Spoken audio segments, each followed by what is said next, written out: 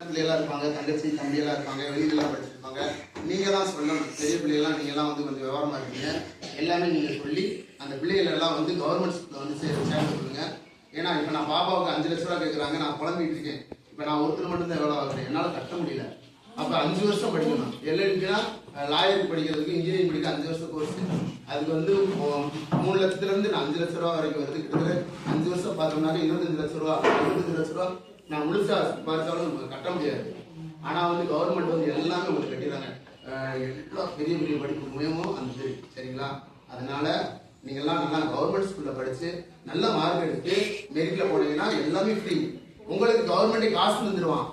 அதனால அதுக்கு கண்டிப்பாக வந்து நீங்கள் நல்லா வந்து என்ன செய்யுங்க, படிங்க, சரிங்களா? படித்து நல்ல வழியாக வந்து கவர்மெண்ட் ஸ்கூலில் சேருங்க, சரிங்களா?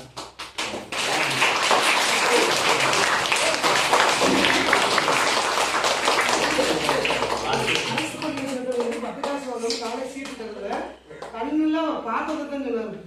கண்ணோட அட்மிஷன்ல பார்த்து ரொம்ப ஃபீல் பண்றாரு. இப்படி இருக்கு. 5 லட்சம் ரூபாய் எடுத்தாங்க. இங்கிலீஷ் மீடியம் படிச்ச பிள்ளைக்கு 5 லட்சம். எல்கேஜி இருந்துடா கவர்மெண்ட்ல 1 படிச்ச பிள்ளைக்கு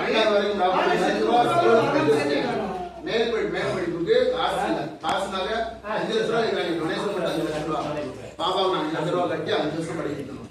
அப்ப கவர்மெண்ட் படிச்ச பிள்ளைக்கு அதே சீட்டு ஆனா 5 பைசா விட கவர்மெண்ட் கட்டிடுவாங்க எல்லாமே. உங்களுக்கு அரசு பள்ளியில் படிச்சா மட்டும் புரிஞ்சுக்கோங்க.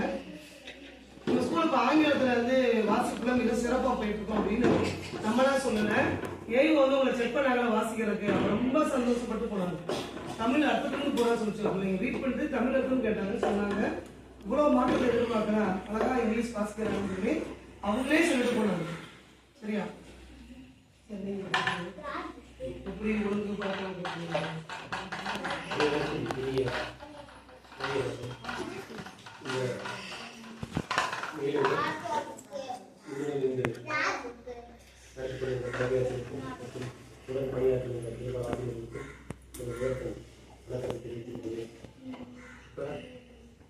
இந்த கல்வியாண்டோடைய துவக்கத்தில் நம்ம இருக்கிறோம். நீங்க நடந்துக்கிற விருத்த பொறுத்து தான் உங்க பக்கத்தில் இருக்கிற பிள்ளைகள் இருப்பாங்க. நிறைய பேர் என்ன சொல்றாங்க, கவர்மெண்ட் ஸ்கூல் படிக்கிறவங்க ஒழுக்கமாக இல்லை, டீசெண்டாக இல்லை அப்படிங்கிறது. முதல்ல உங்களுக்கு வந்து ஒழுக்கம் ரொம்ப முக்கியம். முதல்ல தன்னைத்தானே சுத்தப்படுத்திக் கொள்றதுக்கு நீங்க முயற்சி பண்ணுங்க. வீட்டில் அம்மா தலை செய்யணும், அப்பா தலைக்கு அப்பா கூட செய்யணும் அப்படின்னு அதில் இருந்தீங்க. உங்களுடைய வேலைகளை நீங்களே செஞ்சு பழகுங்க. அப்போ உங்க அம்மா அப்பாவுக்கு கொஞ்சம் சிரமம் வரும். இப்போ எங்கள் ஸ்கூலில் பார்த்தீங்கன்னா எல்லாம் படிக்கிறதுக்கான எல்லா உபகரணமும் நம்ம கொடுத்துறோம். எல்லா டீச்சர்ஸுக்கும் நீங்கள் செய்ய வேண்டிய வேலை உங்கள் வேலையை செஞ்சுட்டு டீச்சர்ஸ் என்ன சொல்கிறோம் அது படிங்க. தயவு செய்து வார்த்தைகள்லாம் கெட்ட வார்த்தைகள் பேசணும், நல்ல வார்த்தைகள் பேசுங்க. டீச்சர் சொல்ற மாதிரி மூத்தவங்களை மதிங்க, அண்ணன் அக்கா அப்படி கூப்பிட்டு பழகுங்க. எனக்கு போனவன் அப்படிங்கிற வார்த்தைகள் இருக்குங்க. உங்களுடைய மாற்றத்தை ஊருக்குள்ள இருக்கும்போது பரவாயில்ல அப்படின்னு உங்களால எங்களுக்கு பெருமை பரவாயில்ல, டீச்சர் ஏதோ நல்லா சொல்லி தராங்க, நல்லா கட்டிக்கிறாங்க அப்படிங்கிற மாதிரி இருக்கும். அப்போ உங்களை வச்சுட்டு இன்னும் 10 பேர் வந்து இங்கே சேர முடியும். சரி, நாளடைவில் இல்லை எங்களுக்கு நீங்க சேர்றீங்க சேரல அப்படிங்கிற எங்களுடைய சம்பளம் எதுவும் கிடையாது. ஆனா நாளடைவில் என்னன்னா இந்த பள்ளிக்கூடம் இல்லைன்னா உங்களுடைய நிலைமை பாருங்க. மீரா ஸ்கூலு அங்கேயே போய் 5000 10,000 கட்டி படிக்க வேண்டியது. அப்போ பணம் இல்லைன்னா என்ன செய்ய, மறுபடியும் நீங்க எல்லாம் வேலைக்கு போகிறாரு. அதாவது கிடைக்கிற வாய்ப்பு கிடைக்கிற பள்ளிக்கூடத்தை டீச்சர் வந்தோடனே சொன்னாங்க, சார் இது எப்படியாவது மறுபடியும் 10,000 கொண்டு வர முடியுமா சார், வாய்ப்பு பாருங்க அப்படின்னா. அப்போ நீங்க இருக்கிறவங்க எல்லாம் இங்க சேர்த்தாதே நம்ம வந்து இந்த ஸ்கூல் மறுபடியும் 10,000 வரைக்கும் ஒரு ஹை ஸ்கூலாக உயர்த்த முடியும். அதாவது நம்ம என்ன செய்யறோம்னா கவர்மெண்ட் ஸ்கூல் ரொம்ப சாதாரண நினைக்கிறோம். அது இல்லாதவங்க வந்து அதோட அருமை தெரியும். இங்க இருந்து ஒரு மழை தண்ணி காலத்துல நீங்க வந்து இங்க இருந்து உங்க அம்மா அப்பா போய் நடந்துட்டு இருக்கா, அங்கிட்டு கூட்டு வரது ஆட்டோ கிடைக்காது தெரியாது. அப்பதான் வந்து அது இங்க பக்கத்துல 4 பேர் வந்து பள்ளிக்கூடம் வந்துடலாம், திருப்பி போயிடலாம். ஒரு 2 போன் பண்ண டீச்சர் வரும்போது கூட்டு வந்துருக்க அப்படின்னா நான் கூட்டு போயிடும். நீங்க வெளியூர்ல போயிட்டு எல்லாம் படிக்கும்போது பாருங்க, சார் சொன்னார் பிள்ளைங்க நாங்கெல்லாம் என்ன சொல்லி நல்ல சம்பளம் வெளியில படிக்க வச்சு குழந்தை வச்சு காலை சம்பளத்தெல்லாம் கொண்டு போய் இங்க காலேஜ் போயிட்டு தான் இருக்கு. அதனால உங்களுக்கு அந்த நிலைமை வரக்கூடாது அப்படிங்கிற மாதிரி நல்ல ஒரு தமிழ் படித்த படிக்க நல்லா படிங்க. கொடுக்குற வேலைகளை அன்னாடு செஞ்சுட்டு வந்துடுங்க.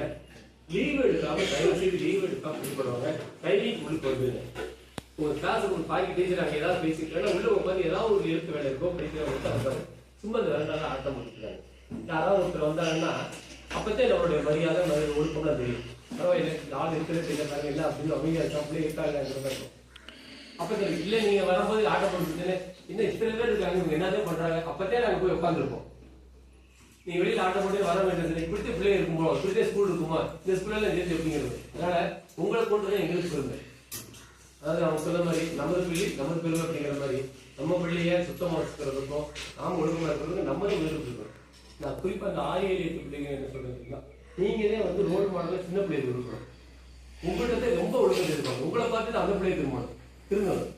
நீங்களே எப்படி அந்த சின்ன பிள்ளைய எப்படி இருக்கும், நீங்க வரிசையில போகும்போதும் சரி வரும்போதும் சரி சின்ன பிள்ளைங்க இருந்துச்சுன்னா கையோட பிடிச்சி கூட்டிட்டு போவாங்க, வீட்டுக்கு கூட்டிட்டு போவாங்க. பிள்ளைகளை வந்து கை நீட்டி போடாதீங்க, வயசுல போகும்போது பிள்ளைகளை பிடிச்சி எடுத்துட்டு அனுப்பிடாதீங்க.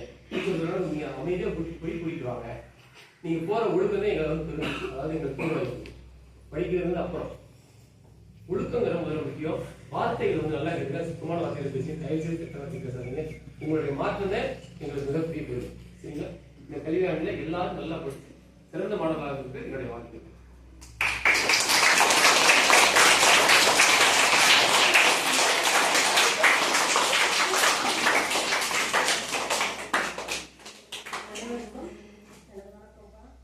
இந்த ஒரு மாசம் நல்லா ஜாலியா இருந்தோம் இல்லையா? முதல் நாள் ரொம்ப மகிழ்ச்சியா வந்தீங்களே, அந்த மகிழ்ச்சி இந்த வருஷம் முழுக்கமே உங்க முகத்துல இருந்துட்டே இருக்கும். உங்களுடைய வளர்ச்சி தான் எங்களுக்கு எப்பவுமே சந்தோஷம். உங்களுடைய படிப்பு, உங்களுடைய திறமையை நீங்க வெளிப்படுத்துறப்ப எங்களுக்கு ரொம்ப சந்தோஷமா இருக்கும். உங்க அப்பா அம்மாவோட டீச்சர்ஸ் தான் ரொம்ப மகிழ்ச்சியா இருக்கும். ஏன்னா நாங்க என்ன சொல்லி கொடுக்குறோமோ அதனுடைய வெளிப்பாடு தான் நீங்க. நாங்க எப்படி கத்துக் கொடுக்குறோம் அதனுடைய வெளிப்பாடு முழுமையுமே உங்கள்கிட்ட இருந்து தான் எங்களுக்கு வெளிப்படும். சரியா? காலையில வந்தோடனே டீச்சர்ஸ் முதல்ல குட் மார்னிங் மேம் சொல்லுங்க, குட் மார்னிங் சார் சொல்லுங்க. நிறைய சொல்ல மாட்டீங்க. எங்க போனாலும் வரிசையா போங்க. நீங்க செய்யற ஒவ்வொரு செயலும் டீச்சர்ஸ் தான் பார்க்கும். ஏன்னா ஸ்கூலுக்கு வந்துருக்கோம் இல்லையா? அதனால என்ன செய்யணும், அந்த வருஷம் மட்டும் நல்லா படிங்க. டீச்சர்ஸ் என்ன வேலை கொடுக்குறாங்களோ அதை அப்பயே செய்யுங்க. ஏதாவது டவுட்னாலும் டீச்சர்ஸ்கிட்ட கேளுங்க. டீச்சர் இது எனக்கு புரியல, எனக்கு சொல்லிக் கொடுங்க, இது எனக்கு தெரியவே மாட்டேங்குது, நீங்க சொல்லிக் கொடுங்க அப்படின்னு கேட்கணும். முதல்ல கேட்டு பழகுங்க. கேள்வி கேட்டாதான் அறிவு ரொம்ப அதிகமா இருக்கும். அதுக்காக எடுத்துதான் கேள்வி கேட்கக்கூடாது. பாட சம்பந்தமா எந்த கேள்வி வேணாலும் எங்களுக்கு கேளுங்க. சரியா? நாங்க எல்லாமே கவர்மெண்ட் ஸ்கூல்ல படிச்சுதான்